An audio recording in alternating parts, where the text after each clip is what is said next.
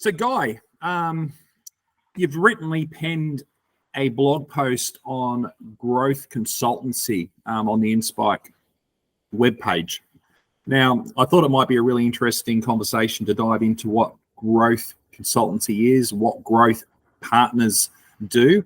At Inspike, we're a growth partner, and we're a little bit different to most in where we're very not only giving advice, but and looking at data and telling businesses what levers to pull to change the trajectory of their business, but we're also assist businesses in executing.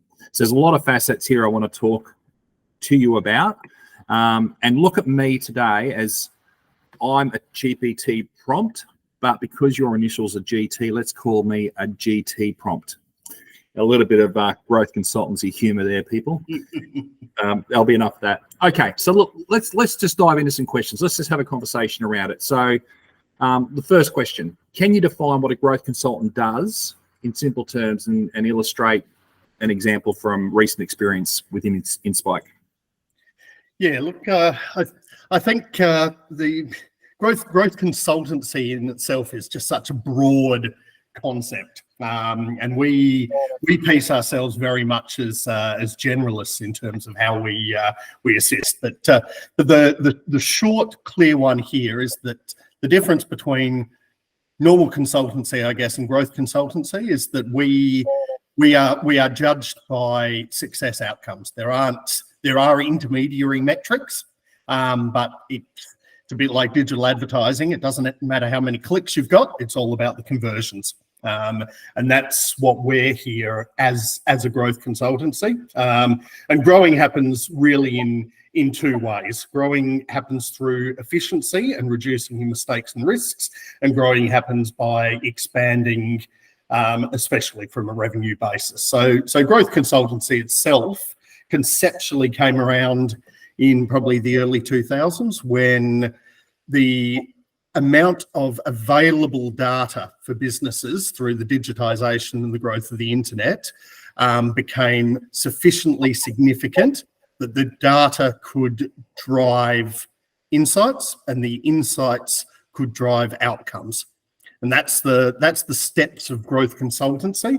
It started to insights that are actionable, and then actionable implementations that drive outcomes that increase the size of your business.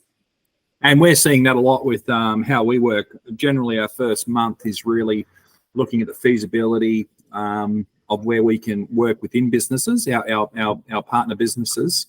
I say partner because we actually work with them. We just don't provide services for them. And we're finding that working through the data and certain numbers and industry information, that we're providing some really clear and positive outcomes from the get-go, correct? Yeah, I mean, the reality is that at this very point in time, this will be the worst amount of open source information that we will have access to ever again. And it's also the best amount of open source information that we've ever had. And that's not just from the rise of generative AI, it's genuinely the open source sharing economy, where previously getting the levels of market research that can drive those actionable insights would have cost a fortune. I mean, when I was at News Corp, the license fees for a Roy Morgan single source data set, for example, were in the millions of dollars a year. We can access the vast majority of this through decent open source search now. It's just a case of making sure that it's all verified and it's not just a GPT prompt for your random data sets. So this is one of the really exciting things at the moment around your growth consultancy, is that we can extract really meaningful and highly tactical and targeted third-party data to go with the first-party data that we extract from the business's operation and wash them together to find the opportunities that may not have been easily visible previously. Okay, that's really good. And look, obviously, you can sense that there's a little bit of satisfaction in doing this work and doing the work with the amount of information available to us at this point. So can you just wrap up in a small nutshell why growth consulting is satisfying and important, and how growth consulting differs now to how you saw it potentially 12 months ago? Yeah, sure. I mean, I think the growth consulting is a little bit of an intersection between business and life coach, psychologist, data statistician, and chief technology officer, all rolled into one. And why it's so incredibly satisfying. I mean, I've spent since 2013 now working in customer solutions and data and insights areas, and I think the last 12 months have really started to show that highly motivated, creative, and engaged founders are out there. More people are starting their own businesses in the innovation space than probably ever before.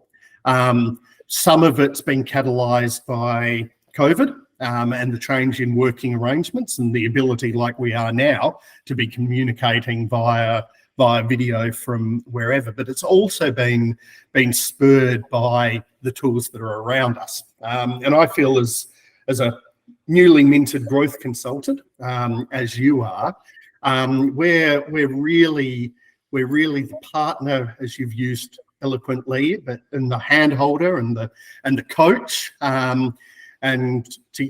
we are focused somewhat on sports tech. So I'll use another sporting analysis, which we're also the point guard, where we're setting out the businesses that we work up with outstanding assists, because we're reading the play for them. And with them, and guiding them in making good decisions, and trying to reduce the number of bad decisions along the way. We've seen with so many emerging businesses that have high success potential that they have to overcome some serious hurdles, and a lot of them never overcome them. And then we can list off the statistics of how many businesses survive 1, 3, 5 years. We've had them ourselves as entrepreneurs along the way. We've seen it ourselves. What we're trying to do is help our entrepreneurs to not have to navigate the valleys of death in quite the same way, by being there on their shoulder to help them through. And sometimes just a bit of a pep talk from the side to really kick it forward. Oh, great analogy with the assists as well on the point guard. I love providing an assist in real life when I'm playing basketball rather than scoring. Actually, it's a much better feeling. So look, let's just dive in a little bit, not too deep, but you do mention in the blog post that you've written there was a full funnel growth skills test. You completed it and you trumped me by 3 points, I believe. It was quite an interesting test, but can you just talk about what that sort of that sort of framework means on the back end of that, and why it's important to understand why it matters? Yeah, sure. So that full funnel test really had me shitting myself. I tackled it one morning before coffee, and it came in an email that I start most of my days with, called TLDR, and I subscribe to both the AI and the marketing parts of it. And TLDR, for the uninitiated, is an acronym for too long didn't read. And it's a nice little grab of what's happening in contemporary world in the spaces that we're interested in, which is AI and marketing, amongst other things. Anyway, the full funnel test basically was to test what I'd call the 4 skills of growth consulting. And it's an intersection, if you can imagine a 4-circle Venn diagram here, where you're dealing with science, maths, creativity, and hustle. And they're the 4 parts that I really think go into having a full spread view of what it is to grow a business.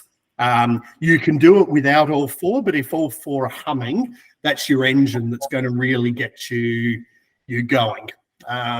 So if we have a look at what this test is, and there's a link to the test for anyone that wants to try themselves in the blog post, it gives you a pretty technical look into those four aspects. So it breaks it into some of the design thinking and experience design propositions. So it's about hypothesis testing and loops. So in digital advertising used to be called A/B testing, but it's the concept that you need to have a known set of outcomes and a control, if you like, and then the ability to branch out experimentation and measure it statistically against the outcomes until you hone the best possible outcome and a point of what we call diminishing returns. So we've stretched this as far as it can go without it breaking,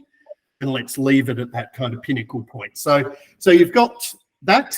You've then got your sales side, which is a bit of the hustle. So your chief revenue officer / acquisition part of the funnel. So stuffing the top of the funnel and milking the bottom of the funnel to make sure that we're extracting it the whole way through, you would with a CRM, for example. You've got your activation and engagement and retention. So this is about your customer lifetime value and measuring it against your customer acquisition cost, which is your funnel. So funnel at one end, how much does it cost to get them to being a customer? And then once you've got them as a customer, how much can you extract out of their lifetime value, both in terms of revenue, but in terms of turning them into advocates and raging fans and actually getting them to propel that full stack funnel back through. And then the final part of it is making sure that you value what you do properly and value your services. So we work with a wide range of clients who tend to err on the side of underpricing and undervaluing their products, which means that you need to stuff more in your funnel because you need more customers to get the value. And we're all guilty of it, Ken. I think it's fair to say that you and I are probably guilty of it as well while we're very early in our growth consulting journey formally, not necessarily in experience, but we're finding that making sure that we price ourselves at what the value to the market really looks like and then teach our customers to do the same. That's the fourth part of the cycle, which makes sure that you get the outcomes that you want and you're able to spread and apply your time well across as much impact as you can give. All right, great answer. Now, look, you've touched on a fair few concepts within that response. So I'll just jump to another question. Look, can you just briefly discuss the balance between a scientific approach and the creative aspects to what we do? Yeah, sure. I mean, it's an interesting one. We kind of talked. I touched on the maths and science of it, and it's quite funny. I never did any maths at school, yet ended up being a statistician and demographer. But I was probably more on the economics side. But the way I guess I describe the statistical side of growth is that it's much more about telling and understanding stories and spotting patterns than it is about hard algebra, for example. So the data and statistical numeric data that we see shows us patterns that allows us to interrogate them a little bit like you would a mystery novel, for example. You navigate the red herrings and minimize the wrong paths that you go down, and hone in and focus on what the clues are to leave you to the invariable conclusion, which you guess before the book has to tell you. And that's the way I see the pattern side of it. The creativity side of it, though, is being able to turn that data into real actionable insights. And this is why part of why we've called ourselves Inspike, because it's insights that spike growth. And the insight is where the data-led creativity really comes to the fore. Because without it, I mean, we're not just about marketing, but marketing's a hell of a lot of what every business is. And we teach every one of our founders that they need to be the chief revenue officer, the chief sales officer, the chief cheerleader for their business. They're ultimately responsible for their revenue. And that's about creative messaging and enabling your potential audience to understand and engage with what you're putting down, and for what you're putting down to truly solve their problems in an easily understood way. Okay, yeah, that's a very good answer again, and that leads us into another question. We're talking about marketing, and obviously sales isn't marketing, but they're both fine bedfellows. So can you talk about, and particularly within your past, and I've had a past of advertising as well in a different way, but the transition from transactional ad sales to insights-led growth, and the way businesses approach growth. Can you talk to that a little bit as well? Yeah, sure. I mean, I guess so my history was almost 10 years with News Corp, and then a number of years with News Corp and Seven West subsidiaries. But when I joined in 2007, sales, there was really no such thing as trade marketing. There was some consumer marketing, but most of it was sales, and sales was relationship sales. So the newspaper would sell ads until it ran out of pages that it could run. And that usually happened by about a Wednesday, which meant that Wednesday afternoon was long lunch, Thursday was golf, and then Friday was come back in to take the ad copy. Once the rivers of gold, as it was called, which was classified advertising, dried up, it all moved to online. Picked up by your Seek and your car sales and realestate.com. It was patently clear that the game for the newspapers had to change. And what we saw was that Boston Consulting came in and it moved the theory from transactional ad sales, where reach, frequency, and price were the only things that mattered, into the news media consultants becoming consultants, not salespeople, and for it to help businesses build out their overall content and advertising strategies together. So out went golf, beers, and lunch. Unfortunately, I would have been good at golf, beers, and lunch. We lost a lot of the golf, beers, and lunch loving clients, but in their place came the highly sophisticated, very consistent, focused businesses, and it's encapsulated in a book by Les Bidet and Peter Field that's been done twice now, called The Long and the Short of It, and The Long and the Short of It Revisited, which is about how brands grow.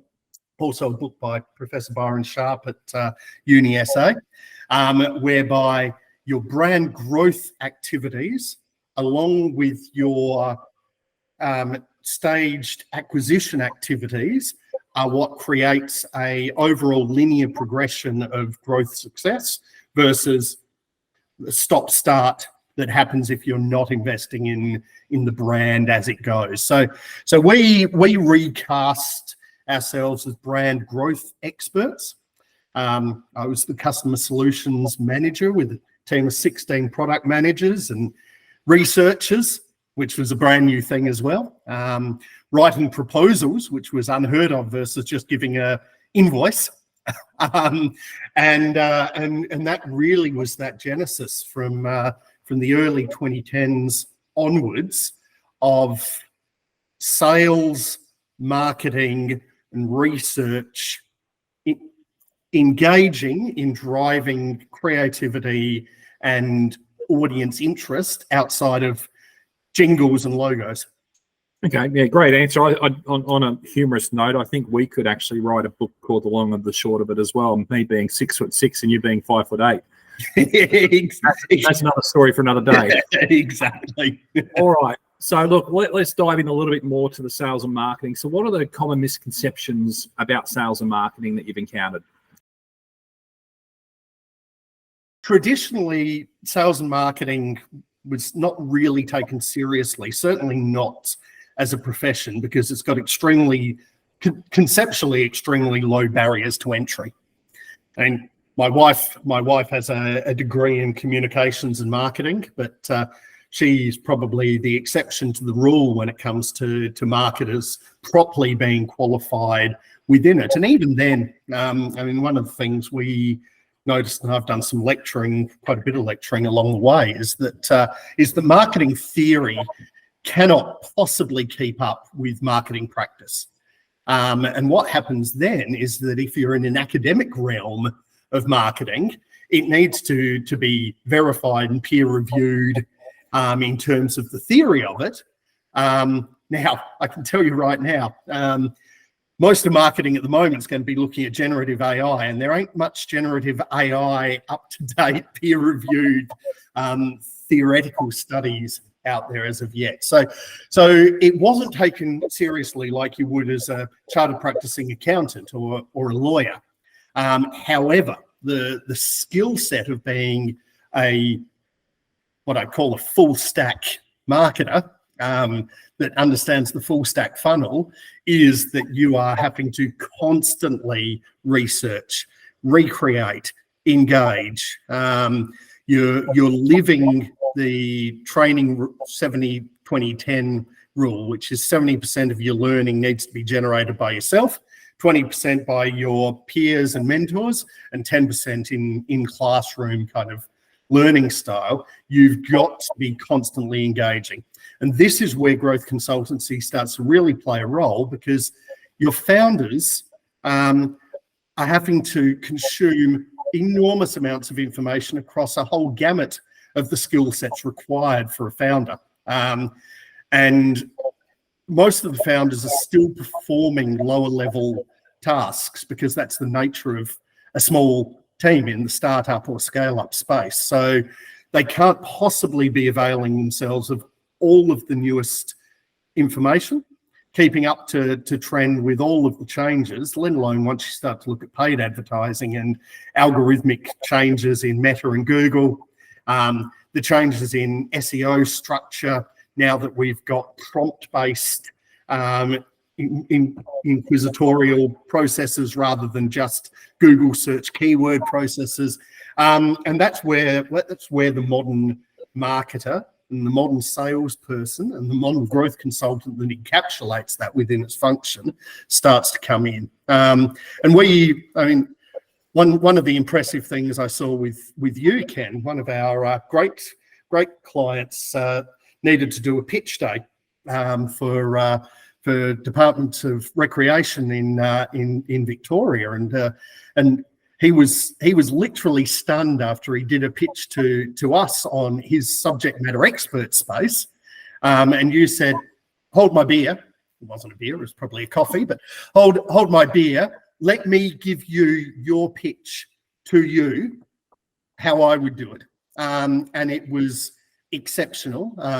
He was blown away and aghast. But what that was about is that you are experienced in the process of pitching, and picking up the information specific to his business was much easier than picking up the experience and nuances and delivery of a pitch that is only honed over years and years of experience of triumphs and losses when you're standing in front of that investor. So this is, I guess, the nuance of growth consultancy, is that you've got to draw down on everything that brought us here.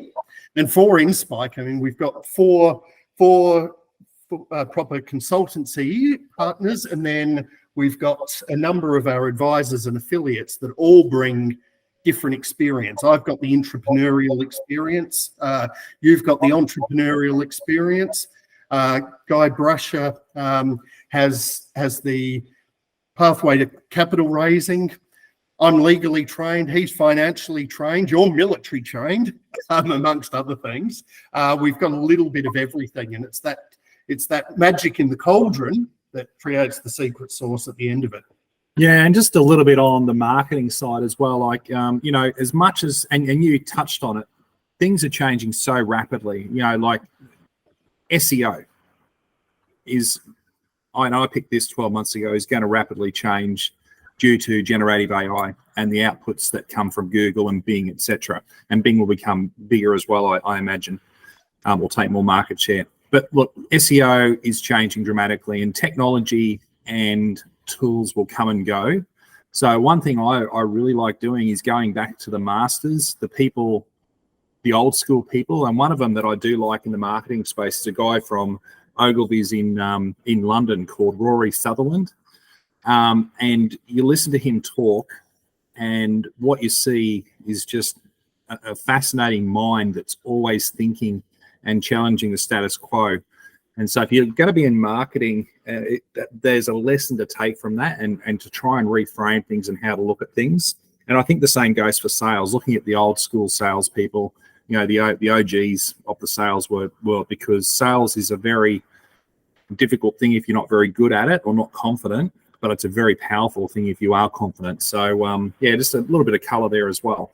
Can you give us an example of how a financial modeling or revenue forecasting tools that we leverage, as well as spreadsheets that also involved in that, have made a significant impact on a client's business? Yeah. Yep. I mean, look, we're pretty lucky that we've been able to partner up with a fantastic partner in Quick Look to get some advanced tools in terms of revenue projections and growth mapping to work out where the inflection points, otherwise known as growth pains, may well come for businesses. So one of the greatest challenges, I think, for small businesses is knowing when to put the foot on the accelerator and when to ease it off. And your P&L tells you more than just your financial numbers. It explains to you where your technological and human resources and capital needs are going to be. And I guess the difference between a startup and scale-up paradigm versus a business that self-funds growth is to understand at what point a capital injection is, one, practical and available, and two, what it's actually going to do for you, and how you're going to use it. And we've seen and been involved in businesses that have focused on capital raising, whether that be from grants or from investors, and have actually lost their way at the point of the injection of those funds, because they were so focused on that outcome that they had lost the vision of what it really meant, which was growing, expanding, and building out. So yeah, we focus very heavily on the cost centers, I think. I mean, you especially, Ken, with your significant technical knowledge, especially around data storage and accessibility. We help the businesses that we work on. It's very easy to do your revenue growth projections. It's much harder to properly equip yourself for your cost bases that are going to come along the way. And we found that investors relate very well to well set out costs through legal, accountancy, technology, human, insurance, all of the parts that help to demonstrate risk assessment. You can't fully mitigate risk.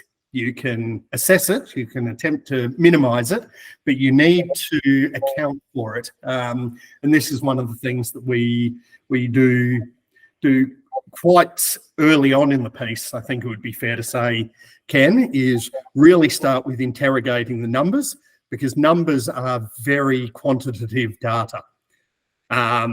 You can put a bit of a qualitative spin on it, which tends to be sunny and rosy, but the quantitative side of it is the very real drag. And we've got one about to sign customer that's will be signing for us because they've been selling at a rate that their business will not be able to sustain its total addressable market unless it can increase the pricing. And as we talked about on that 4 sector of the full stack funnel, pricing and extracting maximum customer lifetime value against your customer acquisition is really the key to getting those the acronyms of CAC and LVR or CLV, customer lifetime value, rocking and rolling. Otherwise, you're going to have a lot of customers and a lot of debt. All right, so now I'm going to jump over to the other side of your brain. Why is it important to build a culture of creativity within a growth-focused business such as ours or our customers? And what role does generative AI play within that as well? Sure. All right, I'll break that into 2 parts. So I spent a couple of years writing courses and lecturing in design thinking, which is really what I'd say as the looping of innovation. So it starts with ideation, and why ideation is exciting for businesses is that it's the creativity fuel that gets you moving. But you need to balance that ideation. A lot of the businesses that we see fail are not because they can't ideate, but potentially because they ideate too much and they don't put their ideas through this design thinking framework. It used to be fail fast. Now it now more science to the fail fast. And this is moving to the second part of your question, which is around the role of open source research and generative AI, is that when you're in a design thinking mode, you ideate, you then minimum viable product, market test, learn, refine, continue. Until, as we said, we come to the point where we've got a market-ready product, or in systems, we've hit the point of diminishing return, and we know that we've optimized what we've got there. So the generative AI process can actually speed it up. It can help you speed up your market research. It can test your ideas against existing market ideas. There are new ideas, but they're few and far between. There's usually something, even in the most blue ocean of conceptual areas, there's still a few other sharks floating around. So test it against all of the learning in the world. I mean, this is where we wrote a blog post a little while ago about the origins and history of AI and generative AI, and the exponential growth in your trillions of processing units per second is outrageous. So you can get the hive mind of all of the information in the entire world if you know how to ask for it. Which is insane, isn't it? Which is insane. It is insane. Just the sheer concept of it. I was back at my parents' place last week and looked at 2 sets of World Book encyclopedias that we'd bought 6 years apart from each other, because we reinvested in $3,500 worth of updating our encyclopedias, because that's how we were extracting our information.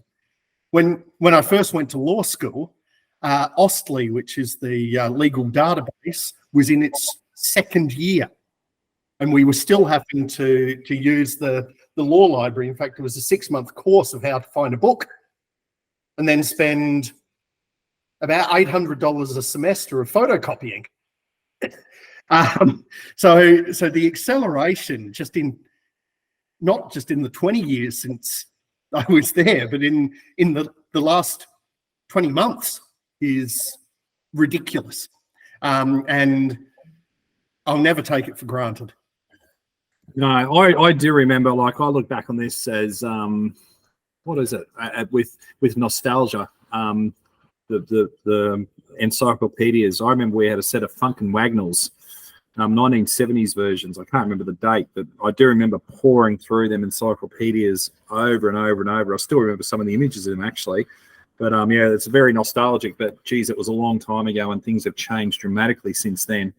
I think people in our age are very lucky because we grew up in a time where it was very similar to what our grandparents grew up with in regards to technology, other than a little bit of TV.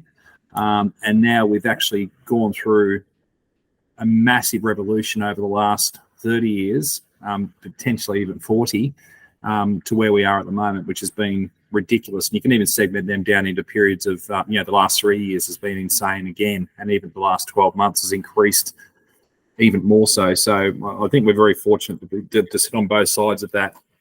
Yeah, I think appreciating the complexity of what technology and digital technology has done to us is, rather than just being a pure digital native, the complexity when we look at our clients and customers is it's you've got so much information, it's hard to know where to start, and it's also then hard to source and verify it. And we were just talking before this discussion on the generative AI tool Perplexity, which sources the information that you get, unlike a usual large language model, which doesn't necessarily source it because it's just placing a word in front of each word. We actually represent an AI customer that helps businesses source their first-party data. So knowing what document or what discussion that data came from, and then being able to present it. It's almost like legal discovery, if you like. These are the documents, Your Honour, that we rely on.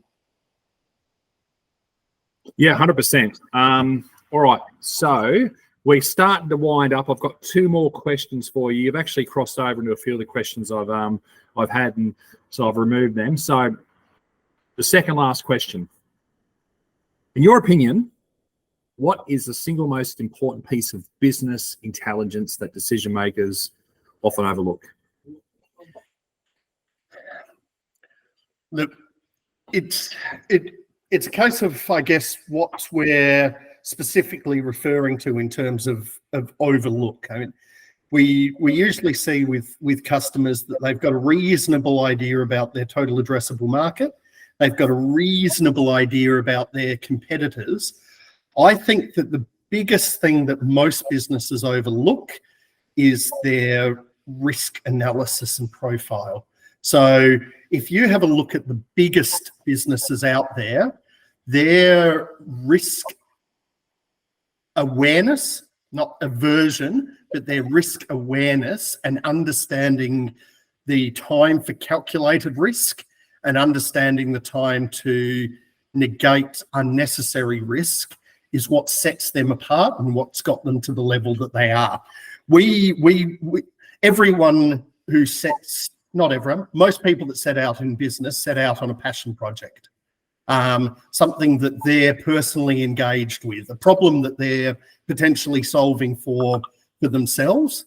And that often comes with very rose-colored glasses in terms of the opportunity and where it goes. And 9 out of 10 of them fail because they hit an insurmountable road bump that they hadn't spotted. And this is part and parcel of exactly what we do, is that we interrogate their data, we interrogate their P&L, we interrogate their growth processes, and we overlay it with minimizing the risks and calculating the risk opportunities. And I think that's where having a growth consultant who's experienced in it, and the US concept is that VCs don't invest in founders that haven't at least failed a few times. Now, you and I have both experienced the ups and downs of business, both as entrepreneurs, and otherwise. Bringing some of that experience and some of that caution, I guess, but careful risk optimism at the same time is the key there. So I think in answer directly to your question, the biggest piece of data that's overlooked is genuine risk assessment and using that to drive insights and data-driven decisions and opportunities. Yeah, so I tend to agree. Risk and governance, the smaller you are and the earlier you are on the journey, the less thought process I think goes into risk and governance, because you're just trying to get things done and get things moving. So that is a big shift in mentality of a business owner. And as you've mentioned, we've been through a few things, and it really does highlight the importance of proper governance within a business to mitigate risk. Yeah. So yeah, great answer. I tend to completely agree with that one. Right, lastly, we'll go back to your fantastic quiz. So you mentioned the results of the full funnel growth skills test. And what did this test teach you about your strengths and areas of improvement for yourself and opportunities to grow from that? And or what surprised you the most? Yeah, so look, with spoiling the story, because if you've got through the 45 minutes of this so far, you'll probably have read the 1,700 words of the blog. So I scored 17 out of 20 on the test, which puts me in the top echelon of a growth leader. So one, that gave me some level of verification that I've pursued a career that I have some on paper competency in. What it did teach me was that even the three that I got wrong, I kind of knew, and gave me a little bit of time to look at it.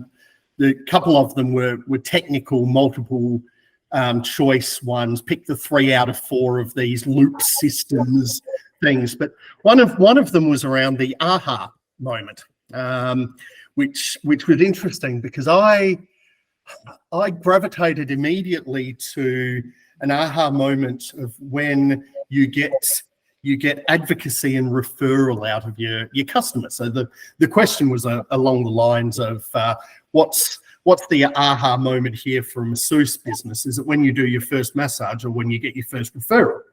I went to the referral, and the one was the first massage. So it's the moment that the product that you're putting down is wanted by someone. I've got a direct example of that. The first business I set up was an e-commerce business, or it was e-commerce, which turned into a physical business as well. And I'll never forget the first time I sold my first item. And the person that bought the item must have thought, geez, what's going on here with the customer service? I checked in on it 3 or 4 times around this item as I shipped it out and everything else. But it was a big moment. And I think I can agree with that. Yeah. So overall, though, what the test, I guess, showed me is how much contemporary learning and development is really required in this space. There's a lot of technicality around it. I mean, you obviously, for anyone in Australia that's hearing this, you'll have heard the name of Sabri Subi a fair bit recently as he's got onto Shark Tank. And I mean, he's the epitome of the hustling e-com marketer. But in all of his ads, which are absolutely genius from a creativity standpoint, he'll wear T-shirts that have various acronyms on them of MER and ROAS and EBITDA, and it's really, when you drill into it, these things really matter, really matter. ROAS especially, which is your return on advertising spend, and was a fairly significant part of what the full growth funnel test kind of included. The thing with ROAS is that your average ROAS is 4x, which means for every dollar that you put into advertising spend, you get $4 back. Now, the insanity of working with selling advertising for 15 years to businesses is that 95% of the advertisers didn't buy enough advertising. It would be dip your toe in the water stuff. And you Why then limit yourself? just go freaking all in. And even if you get 2x ROAS, happy freaking days. It's a profit center, not a cost center. And there are 3 businesses in Australia, 3 retail businesses that advertise at a rate and a cost that would be eye-watering to anyone else. Harvey Norman, JB Hi-Fi, and Chemist Warehouse. The amount of money that they put into advertising would be 20 times the EBITDA of their competitors. And they are successful for it. You can't pick up a newspaper without having to pull 16 pages of Harvey Norman advertising out of it. Jerry Harvey, during the recession in the 1990s, back in Paul Keating time, basically made his business by tripling down. The harder the market, the more you spend. So when I really looked at this full funnel growth test, it reinforced 2 things for me, which is PESO, our concept around paid, earned, owned, and shared media, and understanding how all 4 of those quadrants intersect. And we'll do a completely, the next webinar we'll do on PESO. PESO, how to make sure they're all working to their full capacity. And then the second part is, if you're spending money, spend freaking enough to get a result. Don't spend it so it's a cost center because you didn't spend enough. Great advice. A great way to finish this first webinar video of ours. Look, I hope everyone enjoyed it. Diving into Guy's brain for a little bit. It's a scary place, but we got through it. So any final words, mate? You've said enough. You've said a lot. But yeah, it's been a really good conversation. No, thank you for facilitating, Ken, and hopefully this gives the audience a bit of an insight into how we engage ourselves and with our advisors and with our prospective customers, and some of the value that our experience might add. But what I would say is have a dive into to the full stack growth test, and don't be worried or surprised or disappointed if you find that your result is sub 10. For most people, it'll probably be sub 5, and it will just show why the value is there of a technical assistant in the growth stage and phase. Just like you wouldn't write your own contracts if you're not a lawyer, or do your own business tax if you're not an accountant or a bookkeeper. Don't think that you need to do your growth and strategy planning without a growth consultant. And we'd like to think, and we'll be backed by the clients that we're working with, we tend to save the clients more money in the first month than we're likely to cost in the next 6 months, just simply by finding where the hiccups are in their data and their financial data and cleaning them up fast. All right, awesome. That's a great way to finish. Look, I've only got one ask of everyone that's made it through this far is, if you've gotten through to this stage, just give us a subscribe on YouTube. I'm sure there'll be some other really good videos coming out in the near future, and we'll see you again. Thank you very much. Thank you. Cool, Ken. How'd you feel?